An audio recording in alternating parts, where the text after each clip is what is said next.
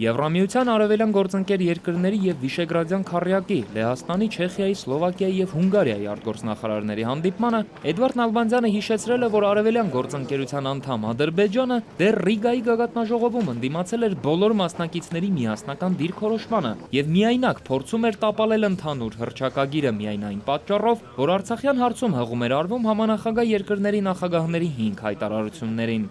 Բաքուն շարունակաբար մերժել է խնդրի բացառապես խաղաղ կարգավորման վերաբերյալ միջազգային հանրության կոչերը։ Ապրիլի սկզբին Լեռնային Ղարաբաղի դեմ Ադրբեջանի սանձազերծած լայնածավալ ռազմական ագրեսիվ գործողությունները բազմաթիվ զոհերի և վիրավորների պատճառ են դարձել։ Դրանք միաժամանակ ուղեկցվել են միջազգային մարդասիրական և մարդու իրավունքների ոլորտում ստանձնած միջազգային պարտավորությունների կոպտագույն խախտումներով։ Նալբանդյանը Եվրամիության և արևելյան գործընկերության անդամ երկրներին ներկայացրել է Բաքվի քայլերը հրադադարը և այն ամրապնդող համաձայնությունը չեղարկելու ուղղությամբ։ Բաքուն փորձում է կասկածի տակ դնել այդ համաձայնագրերի վավերականությունը ԵԱՀԿ-ում և ՄԱԿ-ում համապատասխան նամակներ տարածելու ճանապարհով։ Այդ փորձերը ձախողվել են Մինսկի խմբի համանախագահ երկրների արագ արձագանքի շնորհիվ։ Նրանք կոչ արեցին ամբողջովին հարգել 1994-95 թվականներին զինադադարի համաձայնագրերը։ Արտգործնախարարը նաև ընդգծել է, որ Ադրբեջանը շարունակում է զինադադարի խախտումները, շփման գծի ողջ երկայնքով կենտրոնացնելով ծանր զինտեխնիկա և զորքեր, ուժգնացնելով ռազմատենչ հռետորաբանությունը և միջազգային հարթակում փորձելով հայկական կողմին վերագրել այն ամենն, ինչը հենց ինքն է անում։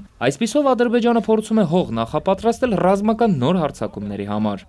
Այսօրվա հրամայականն է կանխել ապրիլի սկզբին տեղի ունեցածի կրկնությունը, երաշխավորել, որ այդ խնդրին ռազմական լուծում տալու վտանգավոր փորձերը կսանձահարվեն։ Համանախագահների առաջադրած վստահության ամրապնդման միջոցները կյանքի կոչելը, ներառյալ հրադադարի ռեժիմի խախտումների հետաքննության մեխանիզմի ստեղծելն ու ԵԱՀԿ գործող նախագահի անձնական ներկայացուցչի գրասենյակի և թիմի կարողությունները մեծացնելը անկասկած կնպաստեն այդ նպատակի իրագործմանը։ Այս քայլերը կարող են թույլ տալ վերականգնել բանակցային մթնոլորտը շարունակելու խաղաղ գործընթացը։ Նալբանդյանը խոսել է նաև հայ-եվրոպական կապերի մասին, հայտարարել, որ Երևանն ակնկալում է սկսել երկխոսությունը վիզաների ազատականացման շուրջ։ Կայացել է նաև արտգործնախարարի հանդիպումը Եվրամիության հարևանության քաղաքականության հարցերով հանձնակատար Յոհաննես Հանի հետ։ Դավիթ Սարգսյան, ժամը լրատվական։